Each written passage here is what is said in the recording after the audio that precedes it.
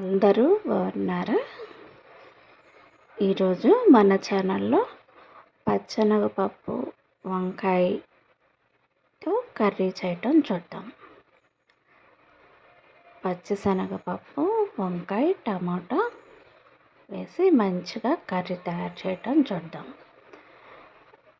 దీనికోసం శుభ్రంగా కడిగిన వంకాయలు, పావు కేజీ వంకాయలు,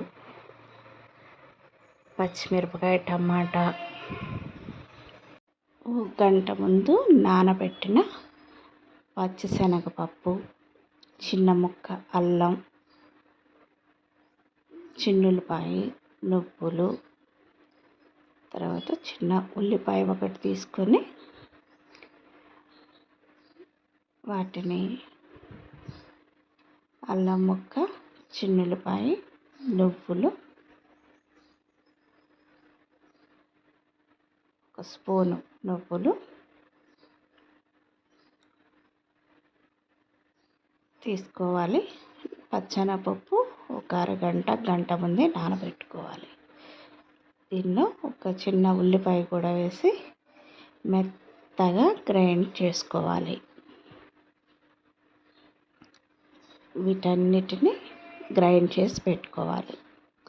తర్వాత స్టవ్ మీద బాండీ పెట్టి ఆయిల్ వేసి, ఆయిల్ హీట్ అయ్యాక కొద్దిగా జీలకర్ర, కొంచెం ఆవాలు వేసి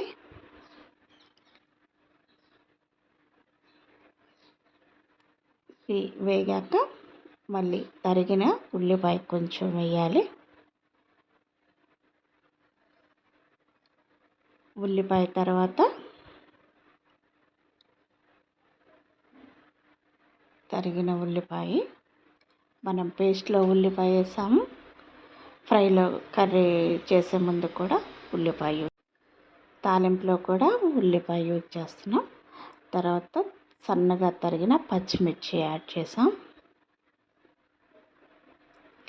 దీని తర్వాత కరివేపాకు యాడ్ చేస్తున్నాం.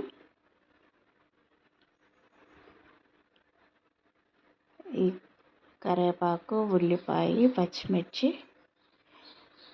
ఇవన్నీ మంచిగా ఫ్రై అయ్యాక కట్ చేసి తర్వాత పేస్ట్ యాడ్ చేస్తున్నాం.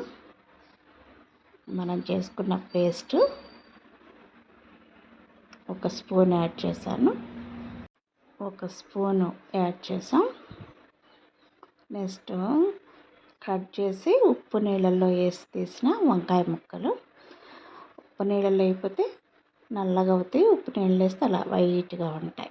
వీటిని ఇప్పుడు తాలింపులో వేస్తున్నాము. వంకాయ ముక్కల్ని చక్కగా సాల్ట్ వాటర్లో తీసిన వంకాయ ముక్కల్ని వేస్తున్నాము. వీటన్నిటిని మంచిగా కలిసేలా కలుపుకోవాలి. దాంతోపాటు నానబెట్టిన పచ్చెనగపప్పు కూడా వేసాం. ఈ పచ్చెనగపప్పు, వంకాయ, టమోటా ముక్కలు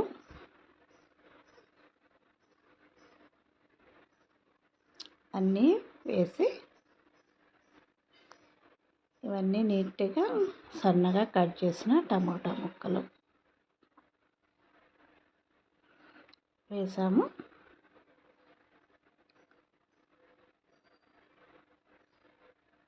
వీటన్నిటిని మొత్తం తిప్పేసి కొద్దిగా ఉప్పు, సాల్ట్ వేయచ్చు, లేదా కళ్ళుప్పు ఉంటే కళ్ళుప్పు వేయచ్చు. ఉప్పు వేసి కారం వేసి, కారం కూడా వేసాము.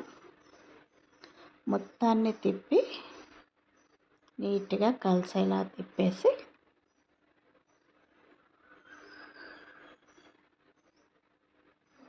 మూత పెట్టి కాసేపు మగ్గనివ్వాలి. మగ్గాక వంకాయ కొంచెం మెత్తబడుతుంది. ఈ ఉప్పు కారం నీట్గా ముక్కలకు పడుతుంది. ఇంకా పచ్చెనగపప్పు కూడా కొంచెం ఉడుకుతుంది. ఇవి చూసుకొని కొంచెం మూత తీసి చూసుకున్నాక ఇంకొంచెం వాటర్ యాడ్ చేసి కాసేపు ఉడకనివ్వాలి. అప్పుడు పచ్చెనగపప్పు, వంకాయ ఇవన్నీ నీట్గా దగ్గరకు వచ్చేస్తాయి. కూర దగ్గర పడ్డదాకా అది నేనైతే జారు కడిగి పోసాను.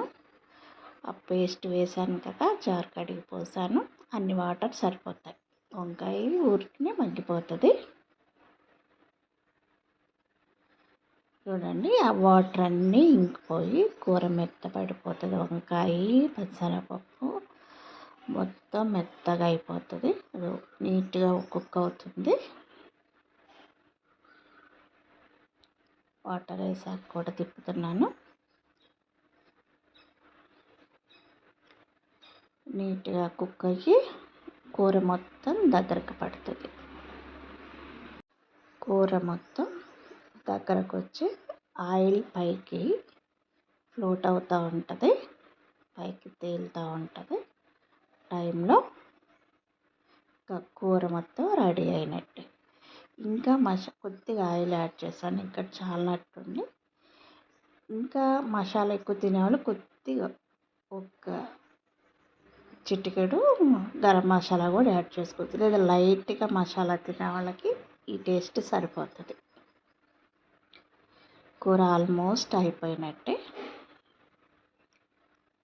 Okay, thank you so much. వంకాయ పచ్చెనపప్పు కర్రీ రెడీ.